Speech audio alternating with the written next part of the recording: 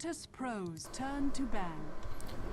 Hello and welcome, ladies and gentlemen, to a Premier League presentation. We are finally bringing you guys this game here. It is between Virtus Pro and Mouz Sports here, best of three series, and they have finally gotten it underway. Mouz Sports had some delays here. They were getting set up from their return from Valencia. I believe that they're boot camp now, and yeah, they had to take a little bit of time to get that figured out. Unfortunately, that did push the game back a little bit here, but no harm done in the long run. We are going to see Mouz Sports and Virtus Pro go on into it. This is the first round of the Premier Cup, or the Super Cup, way they want to describe it. Either way, it's the playoffs. It's the cash prize money. Whoever wins this one here goes into the winner's final against Alliance and secures themselves at minimum $2,000. And the loser will go on to face Evil Geniuses immediately after the fact in the lower bracket finals, and that is subject to be possibly eliminated from. So it'll be an interesting one here, but we're going to see this proceed on forward. As far as the current status, it is 0-0, no 1 point default win. It was offered to Virtus Pro, but they wanted a clean slate. They want to say, okay, keep as fair as possible, and there we go. So man mode. Yeah, indeed. So this should be an interesting one here. Again, I myself am Blaze. How's it going, Triumph? What do you think? I'm thinking, well, Virtus Pro, they have man-moded up. That said, we do have Mouz Sports with some punishments for being late. They don't have any reserve time at all, so they need to pick fast. They really need to think this one through quickly. I also want to give a shout-out to Doju Lounge, who have cancelled my bet. This means Mouz Sports might actually win. There you go. Because so far, every time I bet on them in this entire series of tournaments, they have lost horribly. So now they actually have a good shot. But Live Stiller being picked up. I'm assuming we're going to see Black on that. Of course, in Black we trust. They've got Visage as well. Virtus Pro, though, with their second pick here, we might get a better idea of how they're going to roll, because Nature's Prophet first up, who knows, could be anything. Of course, we've seen exactly how irritating KSI in the safe lane, or rather in the off lane, can be, and how much time he can make supports waste just trying to get their pulls online.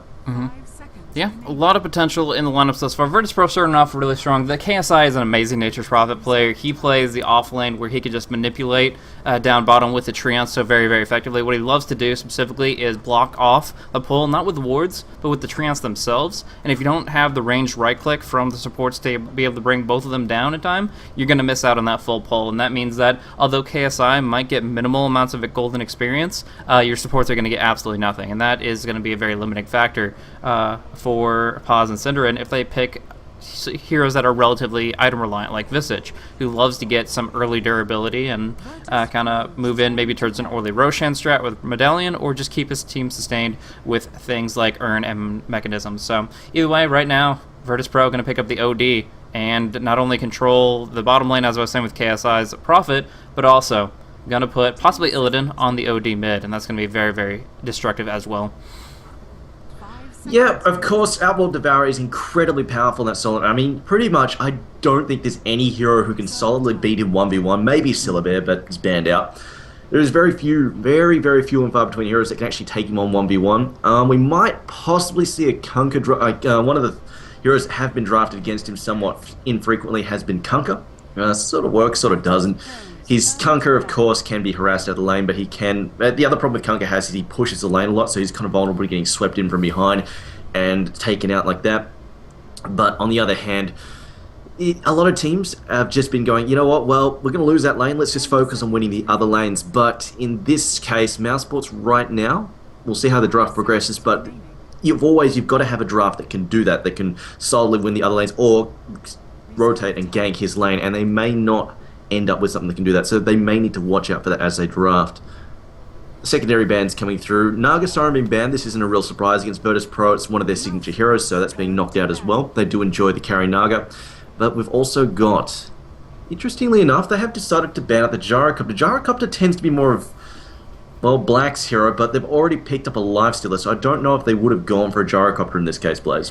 Yeah, I mean, they have in the past run an aggressive tri-lane with Lifestealer and then run a solo safe lane carry. I think that's what they're going to do here with the Alchemist pickup. But it is something that I'm not so sure about. Like, they could have gone it one or two ways, but I think Virtus Pro kind of have a pretty good understanding of how Mouz Sports prefers to run this lineup, with Koikavon, the Lifestealer, and putting out aggression, and then kind of still buying that time for Black. Black really loves that Lifestealer, the Gyrocopter, as you were mentioning. But yeah, in this case, there's still plenty of heroes in the pool. It's plenty of carries to pick from, and that ban, in my opinion, only forced Mouse Sports to pick up the Blacks carry at stage 3 of the draft instead of moving on to the 4th or 5th pick. So it did pressure it a little sooner, but in general, I don't think it really limited them too much because they can still stack Ancients, he can farm with acid Spray, and he can still put out a heck of a lot of pressure once he gets some early items on that hero. Yeah, Alchemist is a hero that snowballs incredibly quickly if you give him even a little bit of space. Weaver, though, being banned against Virtus Pro, of course, we've seen how crazy they can get with it. Those CISTs, they love fighting really hard and fast with that Weaver getting aggressive with him. A Bane being selected by Virtus Pro. Okay, so this gives them some decent lockdown. More importantly, gives them a superior magic disable, which will go right through that rage. Make sure the Lifestealer has to be careful about where and when he jumps out to go after somebody. And Lina also being selected by Mouseball is kind of a signature hero for Syndrome. And this gives him, like, if he ends up in a lane, like, either with Lifestealer or Alchemist, because of course we have seen Alchemist solo mid as well. Depends who they stick. I'm kind of betting the Lifestealer may... well, we've seen some weird stuff. We've seen, like, Fnatic. They're a team that likes to, on the odd occasion, send Lifestealer solo mid. They put Arrow mid in that Lifestealer role. I don't really think it'll go that well against Outlaw Debar. It depends how they want to roll it, because of course they could just try and sacrifice him in lane, just let Lifestealer level, because even if he's getting crushed CS-wise, the guy in the mid lane is probably still going to level just fine, just because even though he's getting denied, he's still a melee hero. And if it's necessary, Lina is actually quite easily able to pull the mid lane on the Radiant side. She can cut down the trees with the Light Strike Array and actually pull and try and slow OD down in that way, and basically try and get the creep to come under the tower so Lifestealer can actually get at them. But we'll see if they're going to decide to do something cute like that. I think they might actually have the option to do that, because with Chen, if Chen's likely going to wind up in his own jungle, then they don't have to worry as much about other supports rotating and putting lots of heavy pressure on their own safe lane.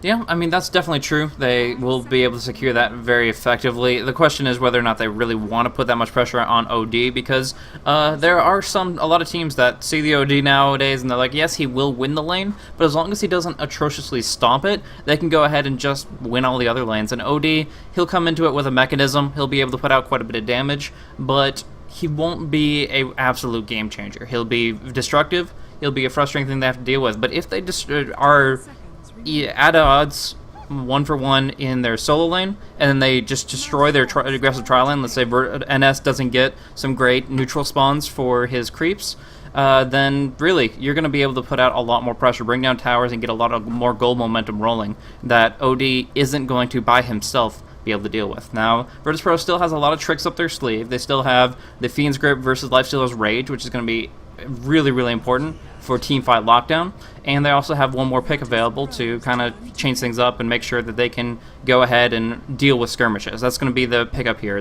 Virtus Pro is going to pick up a carry that can survive and still do okay versus a very aggressive tri lane, but that's what I was thinking before, but now this Bounty Hunter pickup comes through, and that's something that I think Virtus Pro is hesitating a little bit about, because Bounty Hunter can end up just about anywhere. You're talking about Lifestealer mid, I'm thinking Alchemist possibly mid, now we're looking at Bounty Hunter. They could send these heroes in any which odd way, and that unpredictability forces Virtus Pro to pick up a very defensive carry. Illidan's going to be running Morphling this time around. It's going to grab Morphling. I'm going to say that lineup is going to be really frustrating to try and kill. You've got Chen there to heal. Morphling, of course, is difficult to kill at the best of times. And then Outlaw Debar, of course, he can dodge a lot of stuff using his Astral Imprisonment. Can be quite hard to shut down. And with Chen, of course, to back him up there as well, he's going to be pretty difficult to pick off. I'm just wondering, I still think, well, it depends whether or not they want Fatter to take that. Because, I mean, this is the thing. There could be an offensive tri-lane with we've seen them do it in the past, with the Lifestealer takes the offensive tri-lane, but that's when they put Black on it, on the Lifestealer. But with Fatter playing it, that almost says, he's their solo mid guy. Yeah. What I think they're going to end up doing is run Lifestealer in the mid versus OD as best he can, and put Alchemist, Visage, and Lina up top with Bounty Hunter solo safe lane to get easy golden experience. As far as how successful they'll be, it depends on how often Syndrome roams between top and mid, because by himself, Lifestealer, as we mentioned, is going to have a rough time. But at least for right now, we do see going towards bottom, Black and Syndrome are heading that way, as if to make for a defensive try, whereas Bounty Hunter would be suiciding off lane. So maybe not aggressive at all. Don't want to really rumble too much with the Chen Bane and their potentially substantial amount of turnaround potential. So that'll be interesting. The problem with putting the aggressive try is they might be able to slow down the moppling a bit, but it limits their options to roam, because even if you like get into the jungle, there's a good chance that Chen like just happens to see you as you try and rotate to gank OD, and then it just screws everything up. Now Lina's wasted a lot of time walking around in circles, and OD doesn't actually get picked off, so there is that issue. And this is, I mean, if they come down here to the safe lane, it's actually pretty damn difficult to get at the dire mid lane like this. Of course, you've got to play risky. You've got to come out right behind the tower. It's a lot easier to gank. It's like it's still easier than ganking the Radiant mid from the safe lane, from the dire safe lane, because of course you're so damn visible coming out through it. At the very least, you can come up unexpected behind the tower, but at the same time, it's still very, very dangerous, especially for a hero like Lina. She cannot take that tower hit at all. So real quick, let's go through the lineups for what they've got going on here. Pulling up the team roster for Mouse Sports, we are going to be seeing Cinder, and he's going to be the one on the Lina. Black is going to be carrying it up on the Alchemist. Now we do also have Fata. He's going to be running the mid Lifestealer. And then we do have as well Paz on the Visage. Finally, that's Koikova, who is going to be picking up the Bounty Hunter this time around. Do you want to go ahead and take care of Virtus Pro? Yeah, well, we've got NS playing Chen, Illidan taking the carry role on Morphling, KSI playing Nature's Prophet, no surprises, Arsart playing Bane, and 1000 Suns, who I forget who that is. No, it's not crazy. 1000 Suns, anyway, who hasn't tagged up, probably playing... That's right, Tamar Wild, of course. It is crazy. Tamar Wild is going to be playing the Outworld Devourer. As we see, Koikova, he's just going to be a big pest here. And just come into the jungle and chase Chen around and just make life irritating for him. Not even heading towards... It's actually been pulled extra regen there. Somebody gave him an extra set of tangos. But it looks like his main plan here is just to slow down Chen, and he's actually not prioritizing his own farm or even just leeching for experience just yet. He's just going to try and nick some of Chen's creep there if he possibly can. Yeah, that's pretty interesting. And here we go. Speaking of pests for the supports, look what KSI is up to. He's already blocked all these pulls. Yeah. So yeah, the Treants moving around, Pause and Cinder, and doing what they can to bring him down. I mean, they do have like 635 attack range on Lina, so they can bring them down. The question is how fast, because this is the second time over it's been blocked off, and that's no pull potential for two rather experienced hungry supports.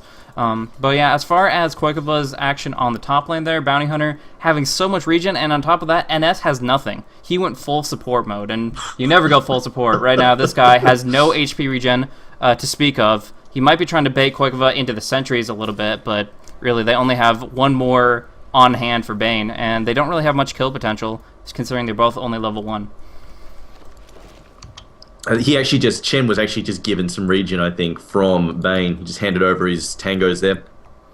I mean, this is really frustrating. Then you see Koikova blocking the stack there as well, just really preventing Chen. Because, I mean, if Chen stacked that and then just killed them, that'd be level 2. So he's still stuck at level 1, cannot do a damn thing here. Meanwhile, though, mid lane, actually, surprisingly, Fata is actually ahead on farm, oddly enough. He's sitting at 10-2 versus 10-3 now for OD. He was just behind. I expect this is going to change fairly shortly, though, because OD is starting to ramp up in levels. It's those level 2, level 3 improvements that really start to suck. Unless there's a lot of roaming, we do see an Invisor. Oh, unfortunately timed poorly with the Astral Imprisonment. They can't go for the open wounds right clicks. The timing that they needed to go was just seconds before. When the prison hadn't come out yet, they could have grave chilled, right clicked him down pretty hard. He still would have had a prison available to have, of course, disable them and be able to walk on out of there, but he would have taken a lot more damage if the open wounds came on through first. Either way, he's going to be able to skirt on out of there, but yeah, it's not too surprising in my opinion that Lifestealer is able to hold the line here so effectively and handle his own as far as CS goes. He has a Stout Shield, Quelling Blade, and the passive Feast, so even without any spell casts, he's still doing perfectly fine, and of course he doesn't lose damage based on being a strength hero, so able to go toe-to-toe with TMW, and that's actually really, really important for them transitioning into mid-game effectively. I mean, that was just bad luck there. There was nothing like Mouse Sports. They did it right. There was nothing they did wrong. It just happened to be Tamar Wild cast it at that exact moment he was about to use open wounds. It's sheer bad luck. But here we go. This is where it really starts to sing. Like, Shield only does so much. You see, and the Feast is, again, you can't. It's not going to help you from just being constantly hit in the face by an auto attack. See, their Fata already fallen low, being forced. He's almost out of tangos at the moment, and this is where it starts to get ugly because we're getting those level 2, level 3 prisons, and he's not even going to have enough to use even one set of open wounds now, so he can't even get that aggressive. So see the first blood. Wow. Yeah. Bounty Hunter getting caught out there. Nicely done.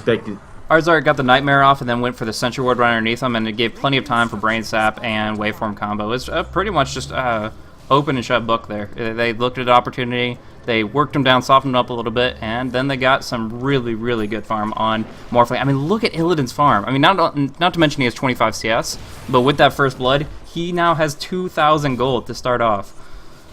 I think Bounty Hunter, like, Korgova just did not respect the fact there was a Sentry Ward available, which is odd. Because Sentry Ward against Morph, like, you gotta realize, like, against a soft lane like this where he has no threat at all, he's just gonna morph, like, he's just gonna morph pretty much flat agility. He's got 76 damage per attack. He can just absolutely slaughter Bounty Hunter, and then you throw in a Brain Sap, there's no way he's gonna live through that in pair of nukes. His Visage pass crashes, okay. But of course, I mean, we've also got to keep in mind, Morphling, of course, is getting a good amount of farm, in fact, a fantastic amount of farm, but on the other hand, in Black we trust, he's going pretty much full Greevil here. He's getting very, very greedy, 3 levels in Greevil's Greed, maxing out as fast as possible, and he is toe-for-toe right now for CS, so I think he's going to be, in fact, let's have a look at GPM if we can. Yeah, he's only 40 or so GPM behind. He's definitely keeping pace, and the question is whether or not, are we going to see him get really, like, I mean, ridiculously greedy? Is he going to go and try and snatch up an Alchemist? Is he going to try and snatch up a Midas for his Alchemist here? Yeah, I don't think the item build he went for kind of signifies that. I think he would prefer to get an early Lothar so they can start getting movement. The reason I would say that is because although there is a lot of late game potential in Prophet, Morphling, and Outworld Devourer, I would still say the Mousesports feel more comfortable as soon as they get out of the early game, and by keeping yourself in that farming mode for longer and longer with the Midas, you're just going to be delaying your potential for getting track kills. So I think he would prefer to just get up that Lothars very early on, phase boots into the Shadow Blade as quickly as possible. And along with that, his starting items. He picked up the Stout Shield, he got an extra salve. Comparing that to the previous Midas Rush build that we saw, I believe, on Loda, that's just a completely different way of going about things. This is true, although he is expected to be left alone against that Prophet for quite some time. Two things that made me think maybe not, particularly because I was watching some Asian games, some of the Asian games in the D2L League, and they were running a lot of Nakes bombing, but it was with a Bounty Hunter, and that's what I think here might actually end up happening, because just using the invisibility as basically the delivery method for the Bounty Hunter worked, and even though they had a Storm available, they were majority of the times were being done. Like, Storm spent a lot of time just sitting down and farming and not ganking as much, and it was more just the lifesteal and the Bounty Hunter working together for the track kills and the Nakes bombs with the Infest. And the other reason I think we might see the Midas just because Black, well, I mean, it's Black. This dude is greedy as all hell.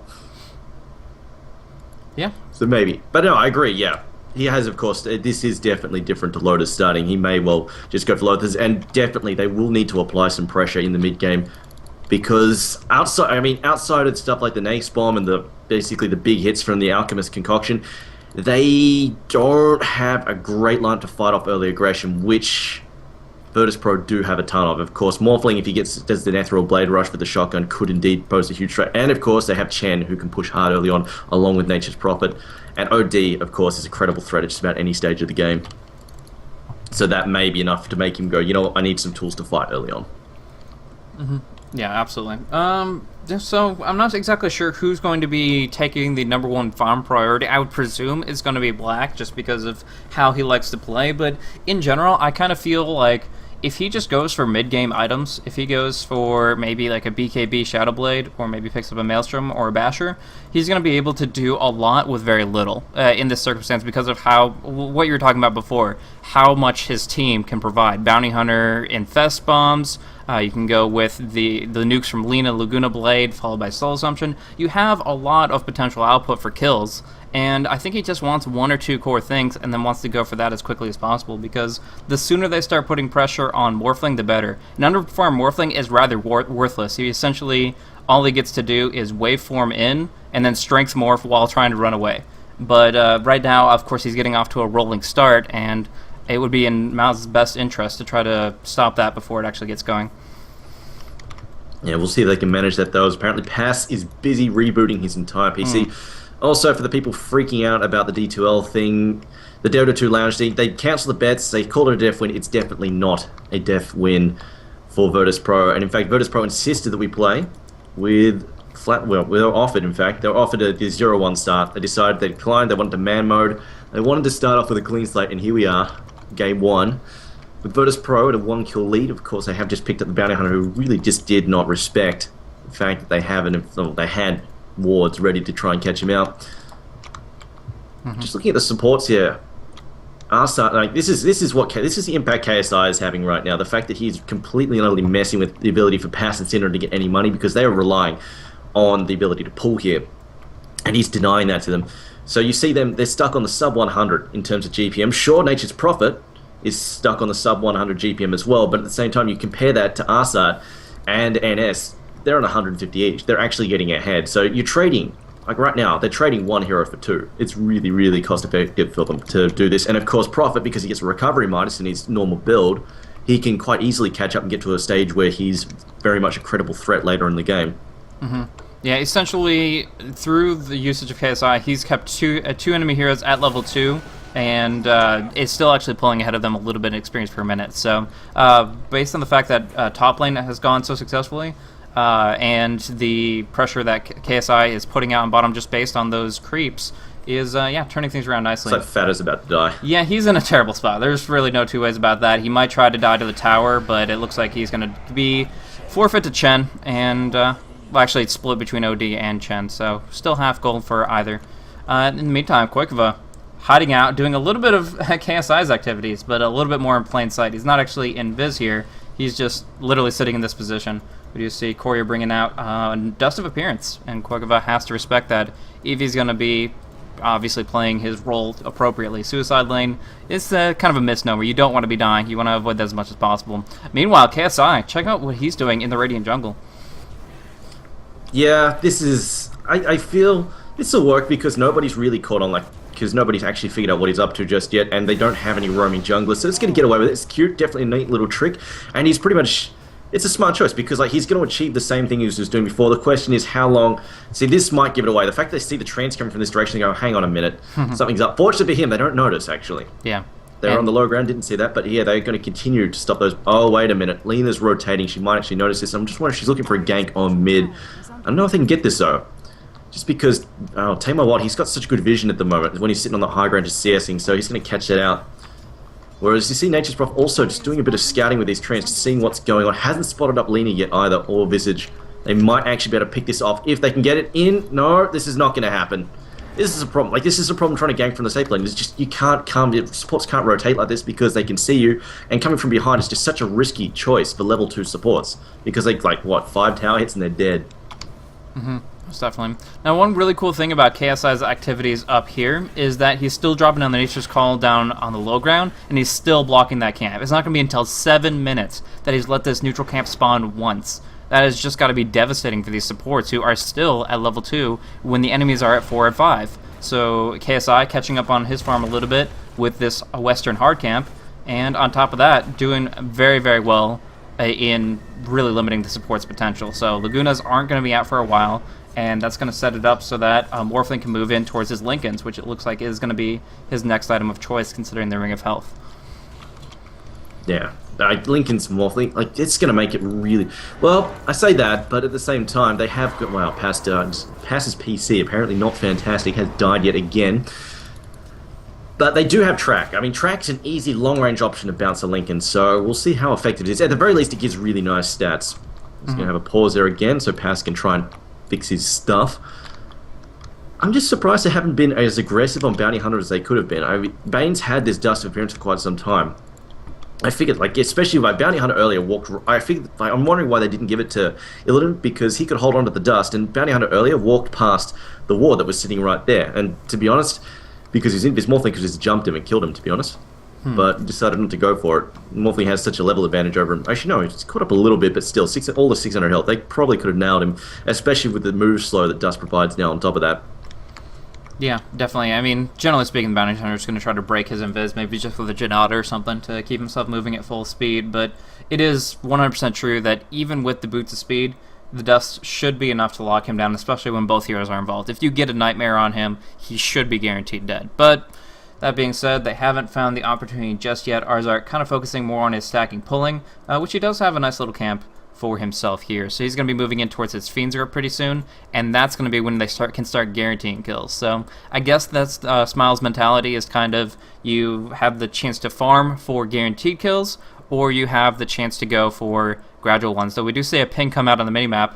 Don't know if 2 minutes have passed for the possible stream delay, but they are pinging out, generally speaking, where Koikova is lurking. I know some of the people in chat are asking, is that how you pronounce Bounty Hunter's name? Is it Koikova, or is it something else? To be honest, I don't have a bloody clue. That name is confusing as shit. In Season 4, I went over this multiple times over. They were trolling like hardcore, but eventually we got out that it's Koikwa with a tiny bit of a V in there, so I'm not exactly sure the best way to do it, but Koikwa or Koikova, somewhere in there is the accurate pronunciation, at least as far as I've been told. You know, if I can't say your name, it's going to come out like, I don't care. I'm going to call you something. That dude. Man, when I used to cast bloody Counter-Strike back 2 years ago, we had people who would just rock up with YouTube links as their names. It was just so frustrating. Like, changing it, no, because they're like just playing local league and stuff like that. They're not actually paying money. There's no way to really enforce shit, so it just has some of the most retarded names ever. What have we got here for Chen? Chen with his turban. No, he's got the smoke. He's got the smoke here. I think he's just waiting on a decent creep though. He's got the Hellbear Smasher here, but haven't really decided to rotate just yet to go for a gank on mid. I feel like they could have gone. Like, I feel like they could have gone for the Lifestealer, except well, actually no, they don't even need to worry about Infest just because they can guarantee like he doesn't have a mana pool to even cast. Like right now, he can't even cast it. He's got full mana of all of 13 points. I feel like they could have killed this guy as well if they wanted to try and get ahead. Because when you look at it, like he's actually his farm could have been a lot worse than it. Well, actually, no, I take that back. It has definitely dropped off quite a bit. It's 19-5 now. Yeah, I mean that's doing really well. That's generally how OD gets going. After level 3 and especially towards level 5, it becomes this level of domination. If not because of the fact that Lifesteal has no mana, just based on the fact that OD hits so freaking hard. I mean, just with a null tally, a couple branches, and 3 maxed out prisons, he's now hitting at 116. Yeah, your stout shield will block, what, 20 of that? No, it's just not going to really matter too much at all. And on top of that, Lifesteal has low base armor of 3. Yeah, he's actually going to lose right-click battles very, very quickly. And so OD, generally speaking, TMW has been just completely taking advantage of that time period where he has that range advantage. And there hasn't been enough rotation. You were talking about NS rotation. He has gotten one Dark Troll Summoner in the mix of things, but if you think about what kind of follow-through they really have, unless OD is packing an ulti and thinks that he can't get a solo kill, there really isn't much reason for NS to be roaming about. Bane and Morphling catching out Bounty Hunter should guarantee a kill, and OD often can get solo kills. KSI is not contributing to anything just yet, so really, I don't think that NS is finding any kill opportunities. He has the smoke just in case, but for right now, he's just happy to farm away and move in towards a relatively, I wouldn't say mechanism, though, no, it's possible. I actually seen this build up before. NS goes mech, and then TMW goes for the 4 staff, so that'll play itself out. I feel like they wanted to, like, he could just completely shut down this Lifestealer if he really wanted to. They could just sweep in from behind here, like, just, well, I can actually just do it on the map. Yeah, but because Astral Imprisonment, it has such a long, it's 4 seconds worth of disable and just 4 seconds of time for Chen to position. Like, oh, well, Lifestealer's been sitting on, what, 300 health, 400 health most of the time? Just because of the sheer amount of harass he's taking. I really feel like they just kill him, because all of his gold, too, is all in unreliable, so even a couple of early kills, wow. Well, then. Well. You know what? The saddest thing is this is not even the worst delays I've ever had in a game. Not even close. So people ask me, why do I always bet against Mineski? Because they piss me off. They really, SCA, don't even, yeah, friggin' Southeast Asian Dota. Jump into that. With the first game of the Gigabyte Dota Masters. We jump in, it's Mineski versus I forget who, and we jump in, and Mineski's like, we haven't got clients or anything. It's like, what? What? They haven't even got the Dota 2 clients. And we're just sitting there. I kid you not, I'm sitting there on stream for 2 hours just talking to viewers, waiting for them to download the freaking game on SEA internet. Rack up those glove shoutouts, man. Damn right, yeah. So, yeah, it's just not even the worst. This is kind of sad, but still. Indeed. I don't even know. It's a really good Southeastern Asian team, by the way. They've pretty much like top tier. Oh yeah. I think they're TI3 champions coming up this year. So I'll take it out for sure. So is there anything really else to cover about the game right now? It's kind of like slowed itself down quite a bit. Like I said, Lifesteal and Visage will be really, really nice to get levels on, but it's not happening anytime soon. Morphling goes Linken's, Alchemist goes Shadowblade, Lifesteal and Bounty Hunter gets some ganks off. I mean, like, for the next couple minutes and the couple minutes prior, there really hasn't been too much going on. So, is there anything you want to talk about the matchup, or you just want to go into story time mode? Oh, you know, at this point in time, I'd almost be posting cat pictures on the stream because I can. But no, KSI, he has picked up his Glove of Haste, so he's 7 minutes in. He's on his way to sort of a 10, 12-minute recovery minus. That's a pretty good situation for him to be in. I think in about the next 3 minutes is when we'll see NS get a lot more active. NS will probably start vacating the jungle, start putting a lot more pressure elsewhere on the map. And this just opens up the jungle for KSI to farm. Because right now, of course, with Bane already busy pulling on this area, and because Bounty Hunter is actually roaming about and can actually pressure the level 4 Nature's Prophet fairly heavily, because of course he's not the most durable hero, especially with the complete lack of regen, it means that there's no real estate for him to farm. So he's pretty much stuck doing his cliff jungling, hopefully while Lina doesn't notice. Because of course, as soon as Syndra figures out what's going on over there, he can quite easily just go and blast him off the cliff fairly easily. Mm-hmm. But until then, once NS gets active and starts pushing out, that'll give some time for KSI to get some items.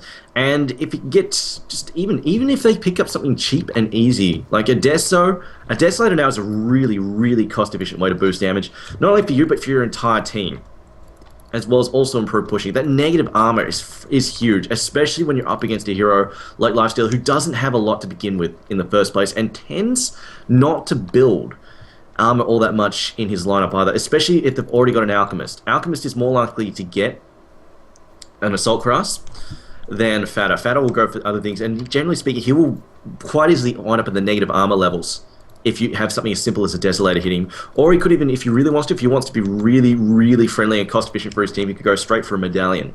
And that'll open up quick Roshes for them, especially on the Dire side. You just sneak in a quick Rosh when nobody's watching, or even just basically sheer damage output again on the Lifestealer. It's really, really effective.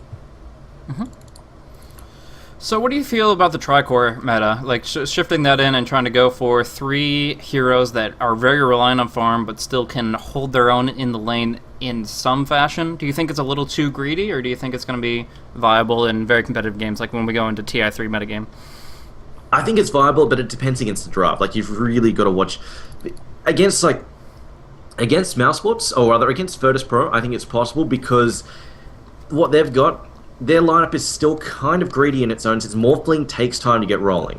OD needs a couple of items as well. Like, he hits hard, but you're not going to see him sieging tier 3s at the 15-minute mark with any great ease, because you can bring him down with a bit of burst. Or if he gets caught out of position, near the tier 3, he'll die fairly quickly.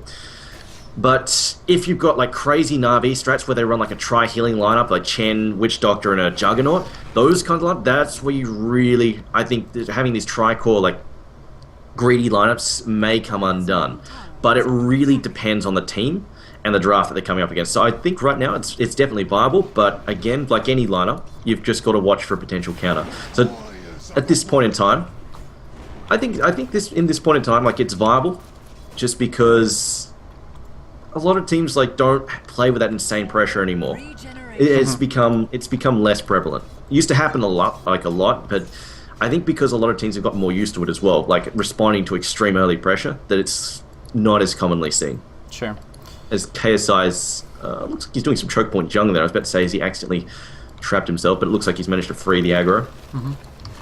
Yep, just trying to pick up what gold he can. He's getting plenty over time, second by second, but he's also trying to move into that Midas pretty quickly. So he's finding some Ancients, finding some hard camps, making it work for him right here, even though his teleport is actually only level 1, so he's not really able to compete in actual ganks. Like, he's using his cooldown of global teleport just to get somewhere, and then when it comes down to them wanting a couple extra auto attacks somewhere, unfortunately you're not seeing that from this Prophet. So that's kind of like the choice between lane Prophet. It used to be the decision between lane Prophet and jungle Prophet actually mattered whether or not you would actually get teleport ganks at all. But now it's more like you can get an off-lane Prophet that can still manage it, and you can get a jungle Prophet that can still manage it, but not when he's this darn broke, which is unfortunate for him, but it works wonders, like we've mentioned, against the support. Still level 3 Lina, level 3 Visage, and that's very woeful for them indeed.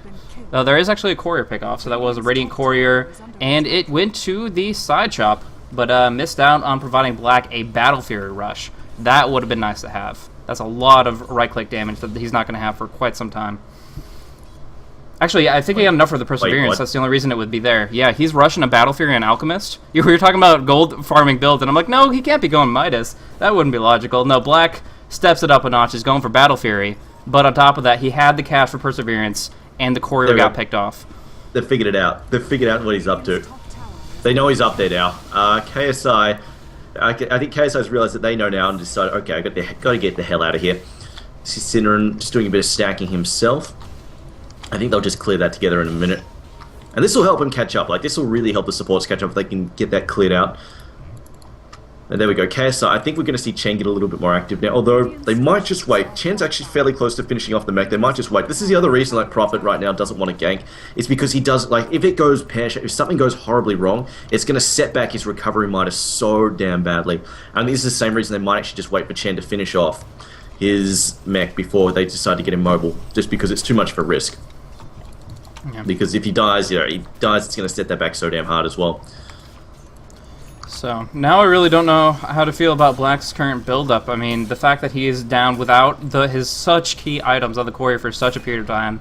I don't even honestly know who sniped that choreo off, maybe Morphling, but whoever did just blew open the early game for Virtus Pro, because delaying that Battle Fury for this amount of time is just a ridiculous drop of GPM. Now Illidan's about to pick up a last hit on the Tier 1 tower and jump so far ahead. He's currently, he's about to match the Alchemist net worth, but with him getting dropped down by a Fiend's Grip down on bottom, that is going to put Morphling ahead, and that is shooting Virtus Pro in such a better position than they were before. As well as that, we've got Nature's Prophet just picks up that Midas, so the 11-minute mark, he grabs that up. He'll be back on track pretty soon, and now, like, it's definitely a lot easier. Now that he'll be getting experience as well from that Midas, it's going to be a pretty damn big deal. And he'll be able to participate in these teleport ganks a lot more reliably. On top of that, Koikaba, I think, has DC'd because he's just there taking hits. Standing there taking hits from Morphling anyway. Yeah. Maybe it's a good thing that Dojo Lounge cancelled my bets. It's not looking good. Computers are hard. Illidan. Okay, it looks like, let's talk about OD's build. This is something I like. In fact, you know how we saw the other night, a lot of ODs getting completely rickrolled? And I want to say, I think it was pretty much every single game that we saw, none of them went for the 4-star early on. This is something that used to be, like, it used to be a core. You rush this item first, even before the mech half the time. It was, you get the 4-star first in the OD, but this was back when 4-star gave plus 10 damage and plus 10 attack speed. Ever since the change to 4-star was made, we're really going to get a full team disconnect, I think. Oh, good God. But yeah. As you were saying, the quarterstaff component of the 4-star? Yeah, ever since they changed the 4-star component, like the build-up to it, like it became just instantly just dropped out of the OD build. And I disagree with that. I feel like the mobility, like positioning and mobility in Dota 2 is just so key. It's like, while you see Blink Dagger is just a good item. Like, we even used to see Blink Daggers get picked up on an OD. It's a good item on anybody because of positioning and mobility. And I feel like that's a reason that 4-star, like, it still gives plus 10 intelligence. It still adds 10 damage, and it still adds to his Arcane Orb damage as well, by proxy of increasing the mana pool. So, I don't think it's a bad item.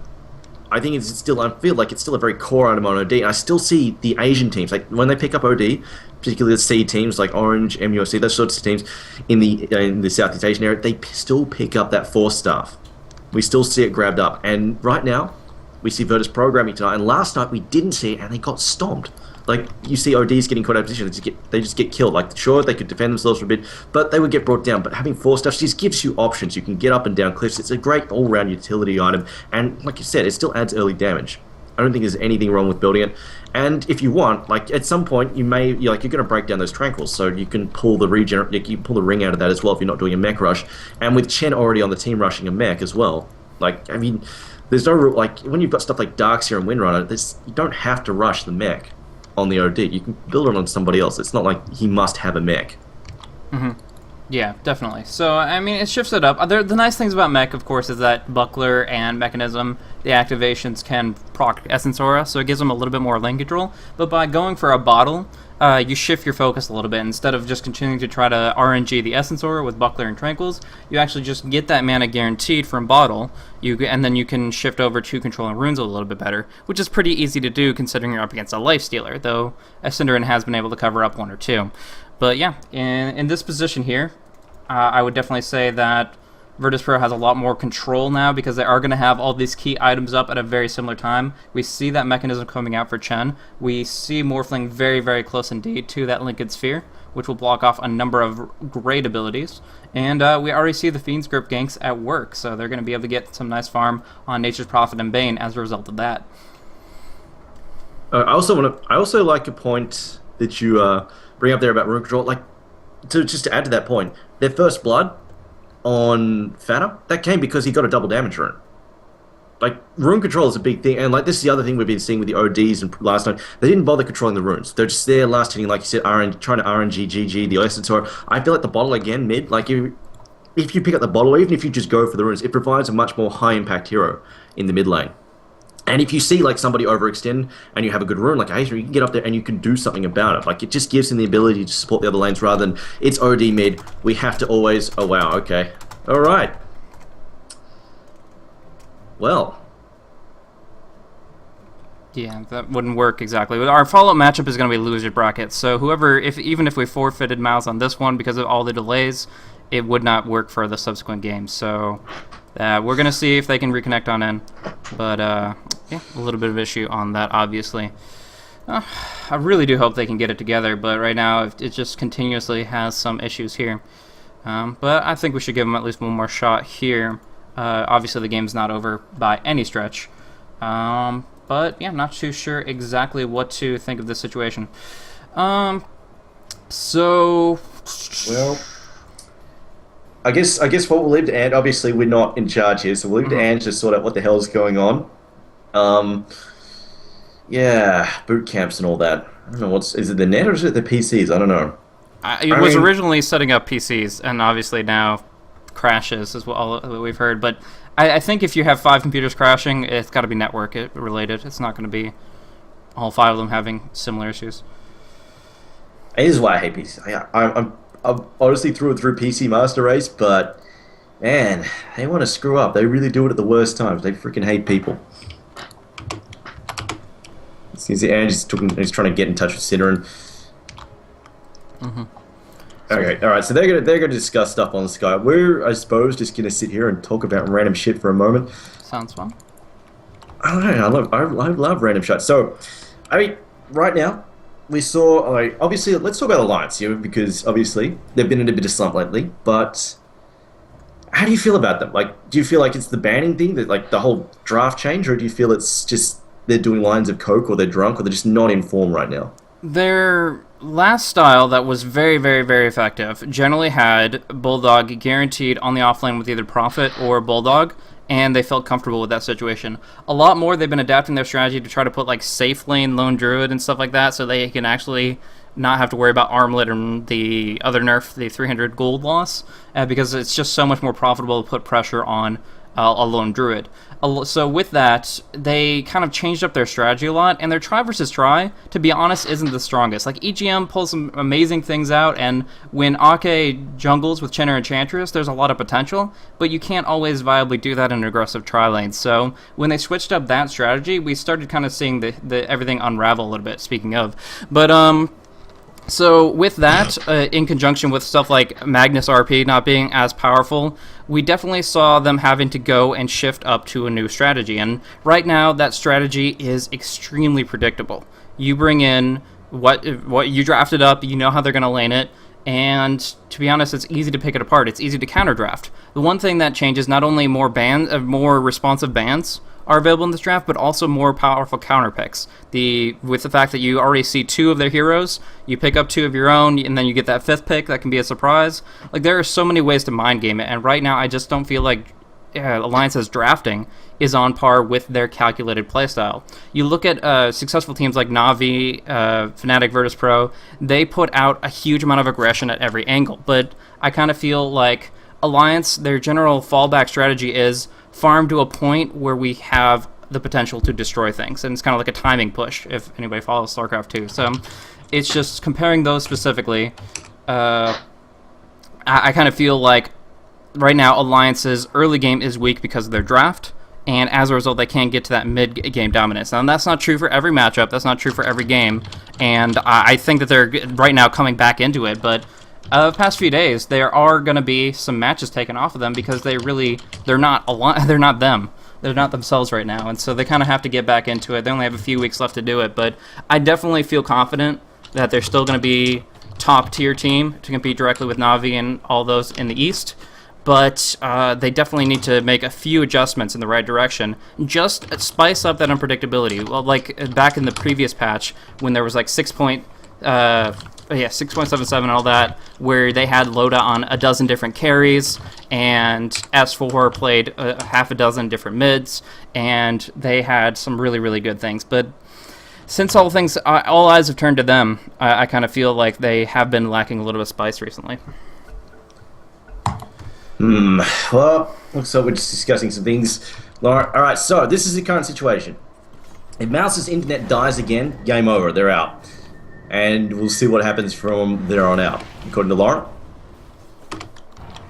So pretty much, let's all pray that Mouse, their internet stays stable here, because I would like to see them not knocked out here. No, I mean, they're definitely very deserving of this position here. The way they were playing last Wednesday, especially with the final cup there, they've been going the long haul multiple times over, and I definitely feel that they have a right to compete here very directly. But unfortunately, you have to have teams on a computer in order to actually compete in a match like this. So there are, of course, those limiting factors. Anyways, back to the game a little bit. We do see KSI farming up on the Ancients. We see a little bit more room control coming in from the OD. And we see that Lincoln's about ready for Morphling. The big thing for Mouse Sports, however, is just that the courier has finally respawned. Hexapus is going out for the second time over, trying to get that Perseverance and bring the Battle Fury to black. That should have happened 4 or 5 minutes ago. But we'll see it now. And yeah, they're being cautious about it a little bit this time around. It will actually make up for lost time a little bit. We'll see how much it costs them. I wonder how it got sniped. Like, it was trying to pick up the Perseverance. Yeah. But I just have no idea how Morphling managed to get at it. Mm-hmm. Because obviously, like, it's pretty much unpathable territory over there. So, God knows. But mid lane, Haste, like, this is what I mean. Like, this bottle, the Haste rune, out with the Barrows now. Like, he's a credible threat. Somebody gets out of position, he can be over there real quick to punish them. And of course, like, it's just another little nice escape mechanism there. Of course, the Haste rune. And there we go. He pulls apart his pulls apart his Tranquils, and builds a 4-star possess. Now he's going to be building the Power Treads as well, most likely. And he's going to be hitting pretty hard, and he'll have some decent attack speed off it too. But bottom lane, smoke gank. There we go. Chen has gotten mobile at the 13-minute mark. Oh no, Pass gets Fiend's Grip, and where are the birds? The birds decide to jump down. There we go, and stop that in its tracks. But they will pick him off. Nature's Wrath comes through to help finish things off. But Bane will take the final hit as well, using Brain Sap. Just too much damage there for him to cope with. Mm-hmm. And down goes poor old Pass. But yeah, triple Hellbear Smasher certainly helps with that too. That's a ton of damage. Actually, I don't think they actually didn't get much damage in because the birds actually kept them chain stun. It was just, again, a sheer nukes there. But they're going to press this tower, and I think this is what hurts. Like, triple hail there smashes against a tower. Tower's not going to last too long because those hit hard. Mm-hmm. And clear out the creep wave almost instantly here. Cinder is going to do what he can, but yeah, this is going to drop down to almost half HP unless Black comes in and Concoction charging only rank 1. Is he going to get Nightmared? No, he's going to throw it out just barely onto Bane. And then he's going to Nightmare and Brain Sap and Nightmare to set it up. Now we do see Hand of God come on through. NS can still keep on right-clicking. Oh, a big block coming on in. Synderen trapped out, nowhere to go. Black going to go on the run. Lots of armor, lots of HP regen. Magic Wand keeping him active. He's going to be able to TP on out of here just barely with Nightmare only just coming off cooldown. So now they search for him. They won't find him. They will, however, take this tier 1 tower. Alright, without a doubt, that tower's going down. So it's going to be 2 towers for none so far. This is going to give Virtus Pro a pretty good gold lead here as they're going to ramp it up beyond the 5k mark. Experience-wise as well, this is where things are going to sting as well. Of course, the early level advantage, hitting those level 2 ults is going to be very, very painful for Mouse Sports to try and deal with. They're just going to make them so hard to kill. Of course, Morphling with a level advantage, he's already got his Lincolns done as well. He's going to be virtually unkillable for them unless they can, especially with like a big source of damage that they could possibly get would be the Concoction. But it's like you said, only level 1. Possible clash down bottom lane as well. We do have Quick Event now. He has managed to level up to his ult, and he's got track up and running now. I think Ennis is probably feed out that he's being tracked, but unfortunately he's going to stun himself. Black stuns himself. Hellbear Smash is doing some work here. They pop the dust. Down goes Bounty Hunter. Lena's moving in. She doesn't have ult yet, though. Doesn't manage to secure any kills here, as it looks like KSI sort of getting boxed in by Black, though. He may be in a bit of trouble here. The acid spray also really stinging. They may actually pick up a track kill, though, as the bird is chasing down Chen. It's trying to finish him off. It may actually, it's doing like no damage at all because it's been and Bird Gold is given away. Nice astral imprisonment. And they killed just about everybody. That prison, he had to have like 10 HP. He had familiars right on top of him, and NS gets prisoned on out of that. Along with that, he used the Test of Faith to send back Prophet. They didn't lose anybody in that.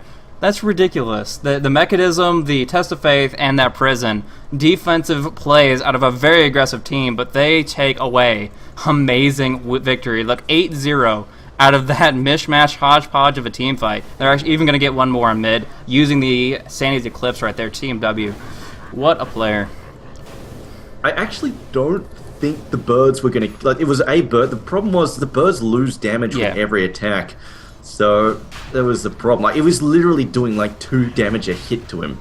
It was that bad after factoring the armor. So... with the creep, like an entire creep wave being, I think it was going to die anyway, because like it was on 10. The familiar itself was also 10 health, so I think the familiar was actually just about to die to creep anyway. Okay. But yeah, I mean, at the very least, Virtus Pro though, big saves there, particularly getting KSI. Like KSI was in so much trouble there, and like you said, the Test of Faith save was pretty damn big, but it was a medallion first. For Nature's Prophet picks it up, and that allows him to get in a quick Roshan using that dire side advantage. Very good work from there. Nice recovery. 16 minutes in, they pick up the Roshan, so that'll be back at about the 27-minute mark. There's Quiver now. Just going to back off as they are moving in to take the Tier 1 mid. They're in fact going to get rid of the last Tier 1 here. And Mouse Sports are just falling further and further behind. It is 17 minutes in and they have a 12k gold deficit as we see an Astral Imprisonment there. Illidan though, he's unkillable. They're not going to get him. Waveforming forwards into a ton of damage there to Lena as they're going to try and back off here. Although actually Black decides he wants to fight. Black may actually regret it. See that bitter taste in his mouth? That's regret. You don't want to do that. As Astral... Oh. Well, that was not a good Astral Imprisonment. Even so, they're just dominating right now, going across. They got so many Chen creeps going on, smacking on down, and well played indeed. Chen just micro his creeps, getting all the spells off. They kind of stacked up for him, to be honest, but even so, that was just very, very smooth play coming out of them. And yeah, in general, they've made it work for them. Like, that was just really, really smooth, really good engagement. And they have the survivability to tank through all they need to. They have the mechanism, the Hand of God. Morphling has the Strength Morph, and they prioritized him pretty hardcore. So in that situation, he had a lot at his back. And of course, the Aegis Immortal on top of that. They take it down 12-0. They take Roche, they take towers, and Mouse Sports gets nothing out of it, unfortunately. I'm not sure how much of it was just the frustration in their new circumstances at the team house, if their computers and such are locking up, but one way or another, Mouse Sports not showing the ones that we know and love. Hopefully they can get it back on together. We'll be conferring with the administration and figuring out exactly how that will play out, if we're going to go into the second game of the best of 3 or what have you, but we'll see it in just a few minutes. Thank you guys so much for tuning on in. Do you have any other thoughts about the game? I think we covered just about everything throughout the pauses. So I think we are good. So thanks for tuning on in. Again, this is the Premier Cup, or aka the Super Cup, which is the cash prize playoffs of the Premier League Season 5. And here we are, the second best of 3 in the first round. Now we're going to see exactly how it plays itself out. Mouse Sports taking the first loss, and they definitely had a lot of delays prior to this point. So we'll see if they take the fall on this. But one way or another, we're coming up with some more Dota action and new features. Stay tuned.